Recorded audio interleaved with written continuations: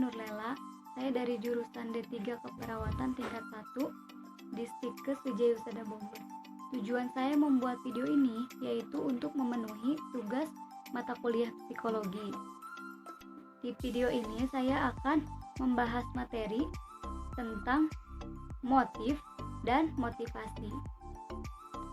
Apa itu motif dan apa itu motivasi? Yang pertama, saya akan bahas motif terlebih dahulu. Motif itu diartikan sebagai kekuatan yang terdapat dalam diri organisme yang mendorong untuk melakukan sesuatu. Dalam psikologi, motif berarti rangsangan, dorongan, atau pembangkit tenaga bagi terjadinya suatu perbuatan. Ada 3 jenis motif. Yang pertama itu ada motif fisiologis, yang kedua motif sosial, dan yang ketiga itu motif self-aktualisasi. Motif fisiologis disebut juga motif dasar atau motif primer, karena ini berkaitan erat dengan pertahanan eksistensi kehidupan. Motif ini umumnya berakar pada keadaan jasmani, misalnya dorongan untuk makan, dorongan untuk minum, dorongan seksual, dan lain sebagainya. Lalu ada motif sosial. Motif sosial itu merupakan motif yang kompleks dan merupakan sumber dari banyak perilaku manusia. Contohnya seperti saling membantu sesama manusia. Lalu motif self-aktualisasi itu merupakan motif yang berkaitan dengan kebutuhan atau dorongan untuk mengaktualisasikan potensi yang ada pada diri individu. Selanjutnya di sini ada macam-macam motif. Ada motif spontan, motif hiburan, motif informatif, motif pembelajaran, motif integrasi personal, dan motif integrasi sosial.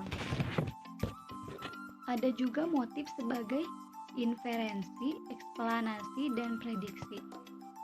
Motif itu tidak dapat diamati langsung, tetapi motif dapat diketahui atau terinferensi dari perilaku, yaitu apa yang dikatakan dan apa yang dibuat seseorang.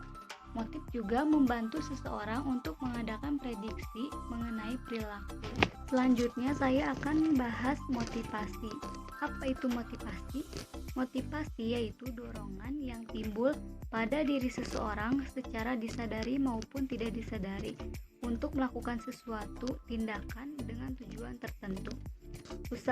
Usaha-usaha yang dapat menyebabkan seseorang atau kelompok orang tertentu tergerak melakukan sesuatu karena ingin mencapai tujuan yang diinginkan. Motivasi dibagi menjadi 2, yaitu motivasi intrinsik dan motivasi ekstrinsik. Motivasi intrinsik yaitu motivasi yang timbul dari dalam diri individu sendiri tanpa ada paksaan, dorongan dari orang lain. Misalnya, keinginan untuk mendapatkan keterampilan tertentu, mengembangkan sikap untuk berhasil, dan sebagainya. Motivasi ekstrinsik yaitu motivasi yang timbul akibat pengaruh dari luar individu. Apakah karena adanya ajakan, suruhan, atau paksaan dari orang lain, sehingga dengan demikian siswa ingin melakukan sesuatu. Misalnya siswa perlu dimotivasi agar belajar dan guru harus berusaha membangkitkan motivasi belajar siswa sesuai dengan keadaan siswa itu sendiri. Lalu ada fakta, motif, dan motivasi. 1. Motif dan motivasi itu saling mempengaruhi. Dalam psikologi, motif adalah dorongan untuk melakukan sesuatu atau dapat digambarkan sebagai kekuatan pendorong. Sedangkan motivasi adalah kekuatan yang mengarahkan atau menyalurkan. Yang kedua yaitu motif adalah daya, sedangkan motivasi adalah proses. Motif adalah kekuatan dalam diri seseorang yang mendesak mereka untuk melakukan sesuatu atau keadaan seseorang yang menyebabkan mereka siap untuk memulai serangkaian perilaku atau tindakan. Sedangkan motivasi adalah proses pengaktifan dalam tindakan atau perilaku dan ketersediaan di antara orang-orang yang mendorong perilaku untuk melakukan sesuatu untuk mencapai tujuan tertentu. Yang ketiga yaitu motif adalah kebutuhan, motivasi adalah keinginan. Motif adalah kebutuhan, keinginan, impuls atau dorongan.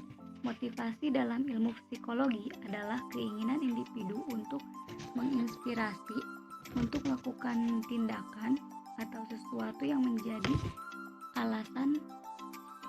dasar atau alasan mengapa seseorang berperilaku.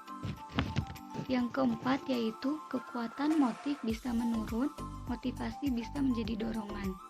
Motif adalah proses psikologis yang mendorong orang untuk melakukan sesuatu.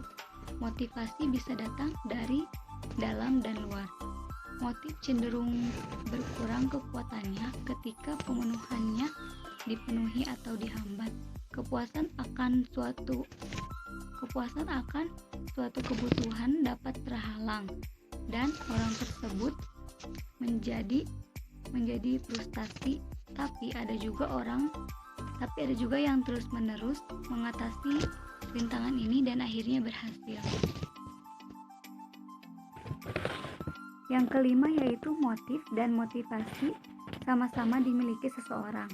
Setiap orang memiliki banyak dorongan di dalamnya. Perubahan terkadang mengubah apa yang terjadi, faktor pendorong orang. Setiap orang dengan keinginan yang berbeda memiliki motivasi yang berbeda.